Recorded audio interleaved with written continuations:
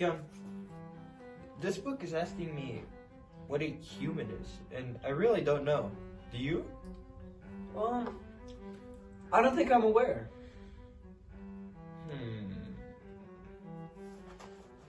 Let's Google it.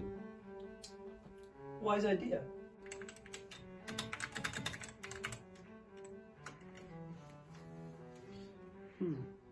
Most common and widespread species of a primate. I don't think that's what I'm looking for. Then let's find our own answers. It's time for an adventure.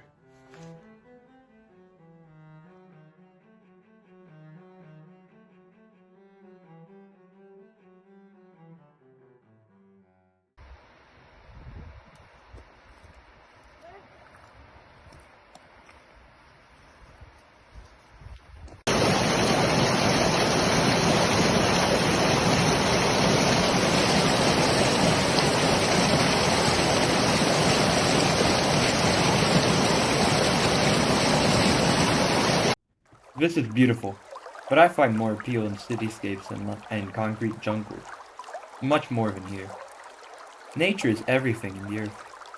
To say that human cities aren't natural is like saying a beaver's dam isn't natural, or a bird's nest isn't natural. Our nature as human leads us towards the sky, to leave behind every animal, primal, and dirty instinct in our life. But Mother Nature gave us our nature. So therefore, we are natural. We are monkeys, eating our bananas and swinging from our concrete jungle.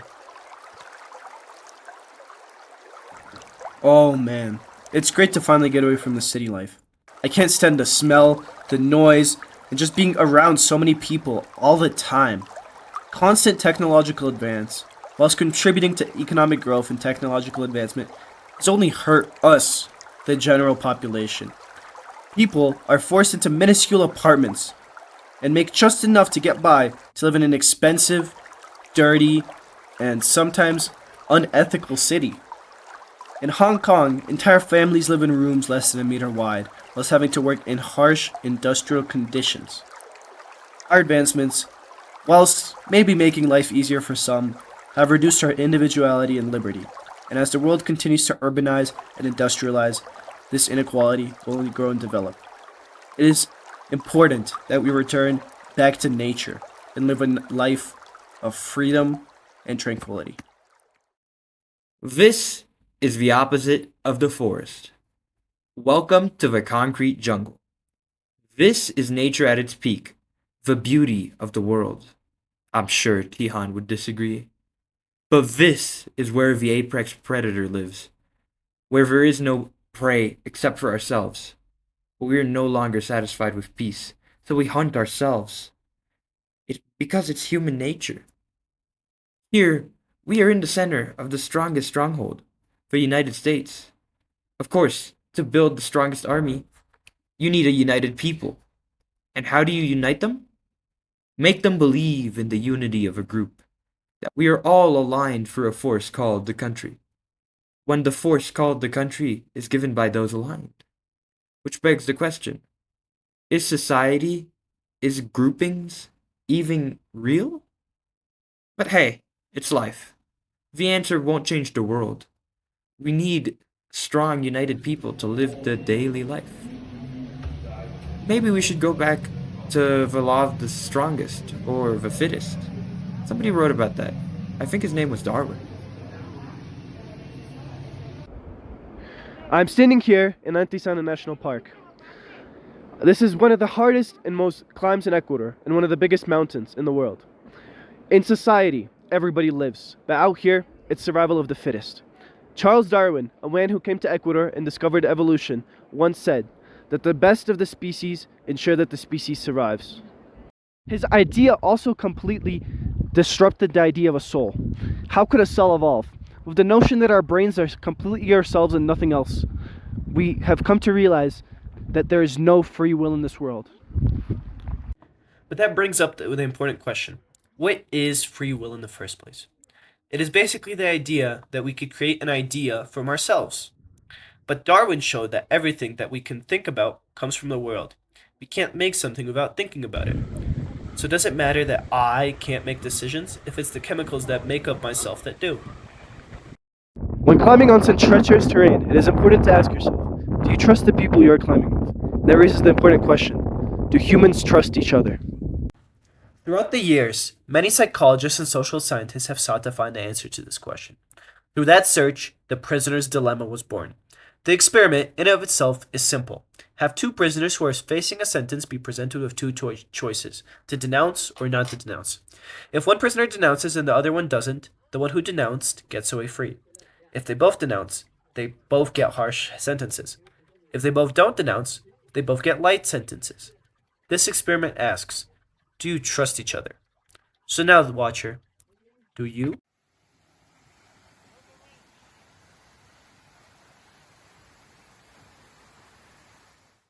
I'm now at the peak of nature, and when I see all this nature, I begin to wonder, what would the future man look like? And I am not the first to ask this question. German philosopher named Friedrich Nietzsche also thought about the same question. He believed that the next version of man would be the Superman, one that is superior to the current humans in every single way. Nietzsche once famously wrote, "What is a monkey to man? That is what man will be to the Superman." He explained that to reach such a level of consciousness, man would have to accept its suffering and embrace it, realizing that it's the next step to enlightenment. To accept it, man must first become a child again, having no shame and turning their back on society and returning to individuality.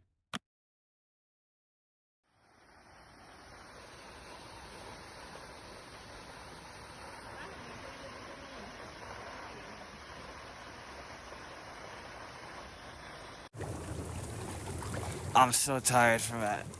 I just want to relax today. You ever look at the stars, Tion? All the time. It's day out. But the stars are still there, you just can't see them. I wonder what stories the stars could tell us. I wonder which ones we could relate to. You know, I was just thinking about Sisyphus. Hey, look at that. Is that the big northern star? Why is it out so early? Sisyphus once was the king of a Greek city. He thought himself the most powerful, much more than the gods. They, of course, didn't take too kindly to this, and he was punished to eternally roll a boulder. Actually, after a long while, one must imagine Sisyphus happy, accepting the minuscule nuances of his ever-repeating life. Oh, that was a long day. I think it's time to go to sleep.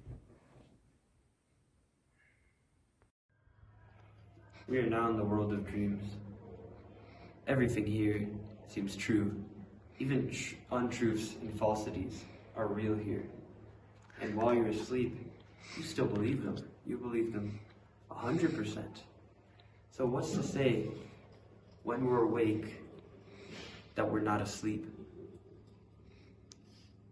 Oh my God, the dream, it's rejecting me. It's even changing my clothes. But, I need to inform you. In the dream, you have no way of knowing that it's a dream. In a dream, every lie, every falsity, every untruth seems real until you wake up. And a dream has parts of reality. Remember, you can't make a face in a dream of somebody that you don't know, even if you saw them for only 1 second. So that begs the question, is the real world better than what we have now, if we are dreaming in our awake state? Oh my God, he's kicking me out. But before I leave, remember this. If the dream is fake, only you are real. I'm outside of the dream. And I think I found an answer to our question. What is man? Man is whatever man makes man to be. And that may be a vague answer, but it's the best one there. Goodbye.